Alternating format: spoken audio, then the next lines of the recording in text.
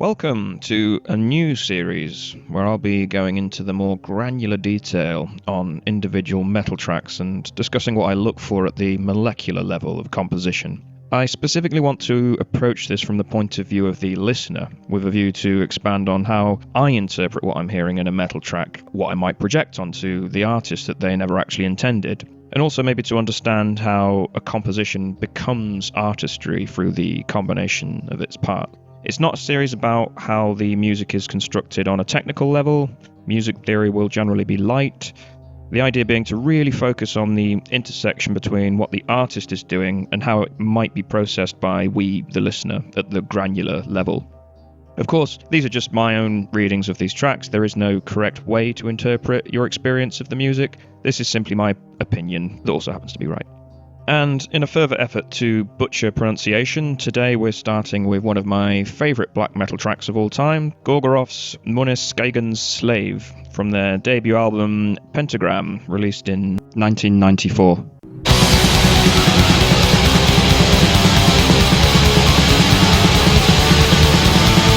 It starts with a simple tremolo picked ascending 4-chord sequence, underpinned by a loose blast beat.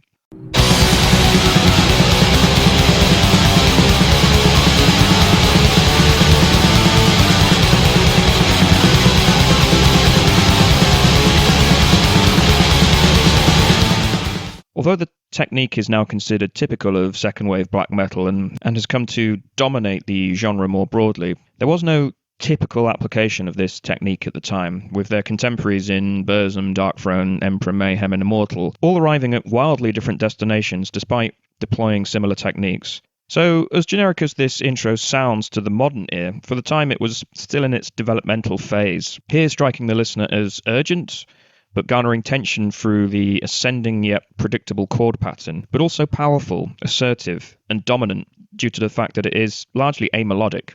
But on that point as well, Gorgoroth leveraged the bass guitar more than was typical for black metal at this time, here performed by Samuth of Emperor fame. Although it largely follows the guitar line, it offers an accent to bookend each sequence. This, I think, anchors the music with a degree of intentionality, a sense that the repetition is almost inevitable. The guitars are being forced to repeat the same refrain, as opposed to them performing a more spontaneous, free-form outpouring of sonic energy. It's worth paying attention to what the bass does for the rest of the track, and of course, Hat's unhinged vocals cut in after 2 rounds of this.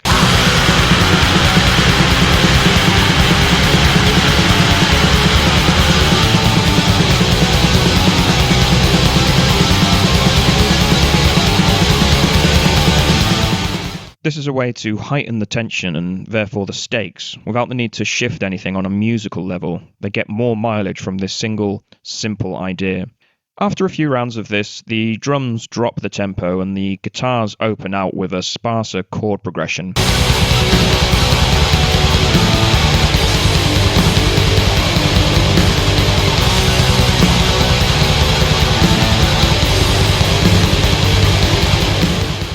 This feels like a release in the tension built up during the opening passage, but the guitars maintain the same speed, thus the momentum accrued is not entirely squandered. This, I guess, is what we would call a transference of energy, a wave breaking over the shore, the water dispersing from the rigid shape it held in the open ocean into a looser, yet no less intentional form.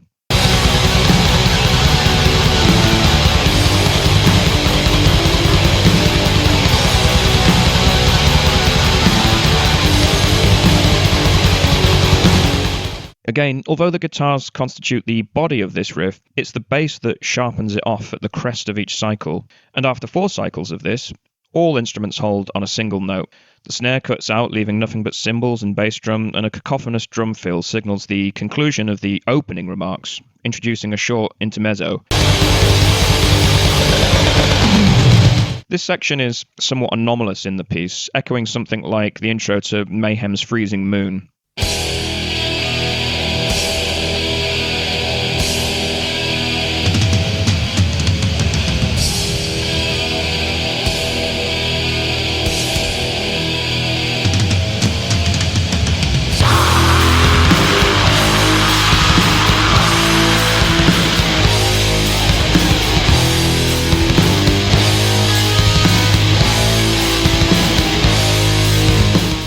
slow, droning chords accented by a high-end arpeggio conveys a sense of occasion, ritualism, a moment of great import. The drums, which stick pretty faithfully to a direct blast beat throughout this track, are given a degree of flexibility here, encouraging a greater disconnect between each component, accenting tension and release with more intentionality. This contrasts sharply with the rest of the track, which is largely a unified, monomaniacal event. It's as if we are receiving a final sermon before being called to arms.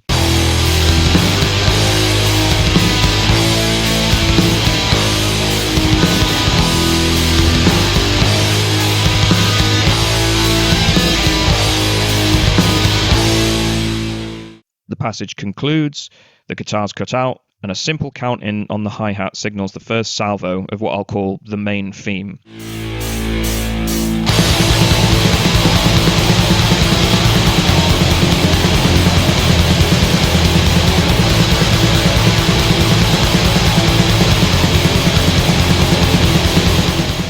Following the connected but interweaving cycles of the opening section and the loose informality of the intermezzo, it's worth noting that this is the first time all instruments are completely locked in with a sense of unity. Even the syllables of the vocals match up with the chord changes of the guitars.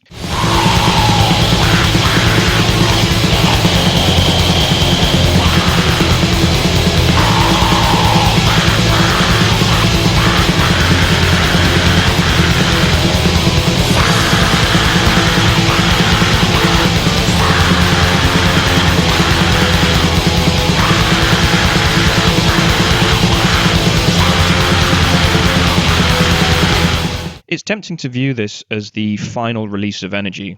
All that remains is this unstoppable stream of noise. But the genius of Gorgoroth at this time was in finding a balance between tonal sensibility, unbridled aggression, and well-thought-out arrangement.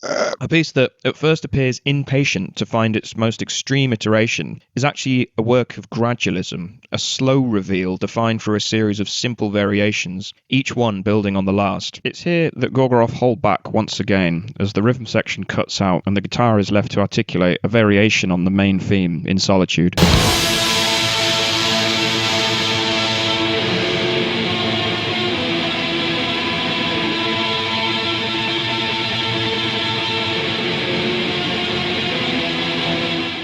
Tension builds further as Hat's vocals interject, allowing the listener to experience his rather deranged technique without the veil of blasting drums and throbbing bass.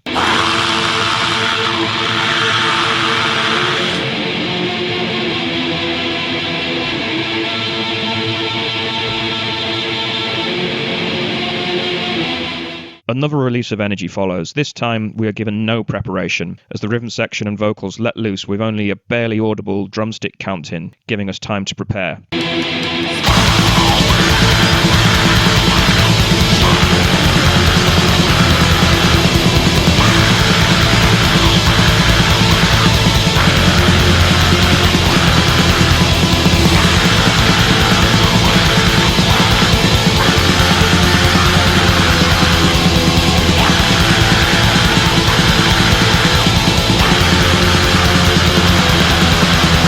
After another bout of the variation on the main theme, which somehow feels even more intense and pregnant with meaning following this brief interlude, we meet with what I'll call a transition phase. Transitional because the rhythm guitar and bass are still playing the main theme, now accompanied by drums playing at a slow marching tempo.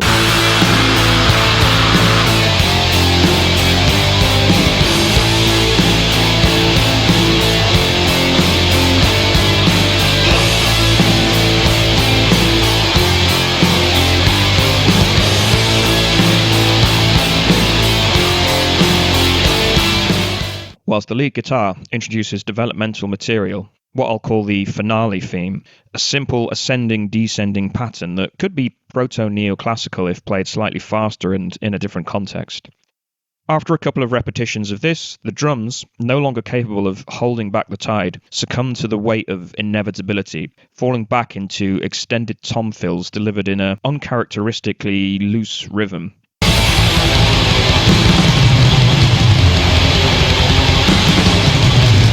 Finally giving in to the main rhythmic emphasis of the lead guitars with single note punches.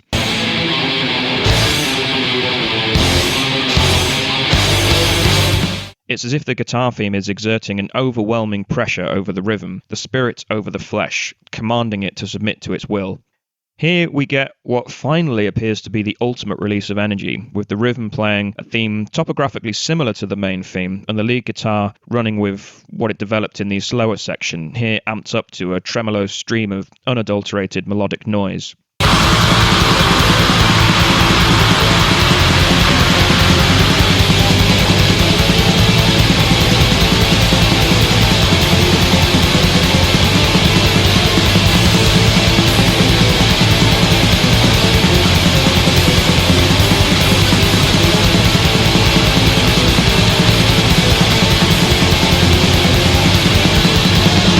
Drums and vocals duly bowing to the moment by framing this central thrust, concentrating its momentum into a single, unified direction. But after an additional theme is introduced, followed by a return to the finale theme,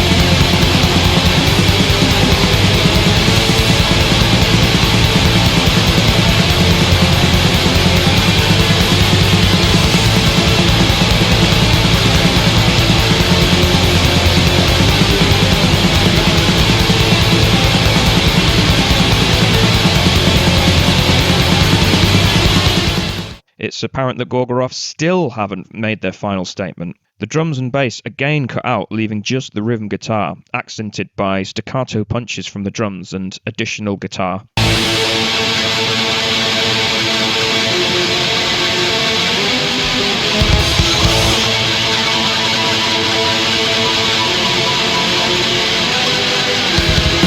Again, it feels like the final release of energy is inevitable. The barriers are slowly breaking down. A fuzzy flanger effect on the guitar gradually sets in, replacing the relative clarity of the finale theme with pure noise.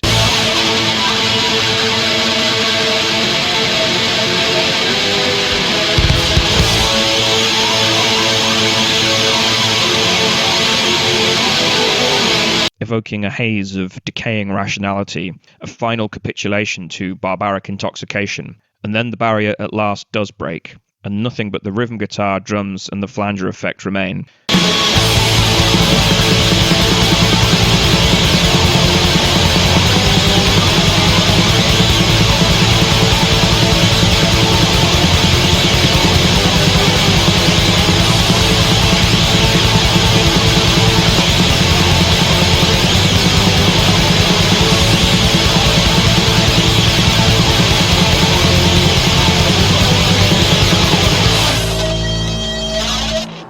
Above the raw emotional impact of how this piece unfolds, what's perhaps most striking about this period of Gorgoroth is that this was a band.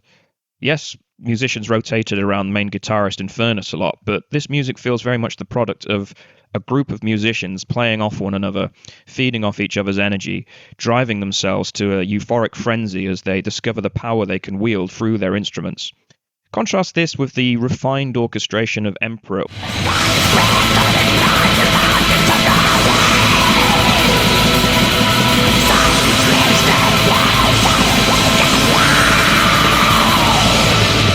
or the sparse, coldly deliberate approach of Darkthrone.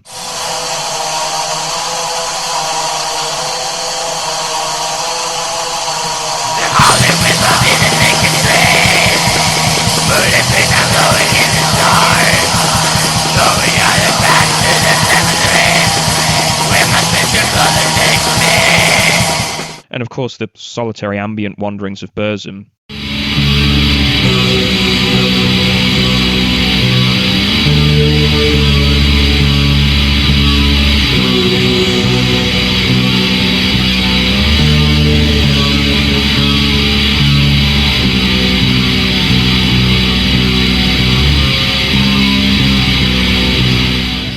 striking as these works may be, they feel intentionally constructed when compared to the spontaneous outpouring of jamming energy that was Gorgoroth at this time.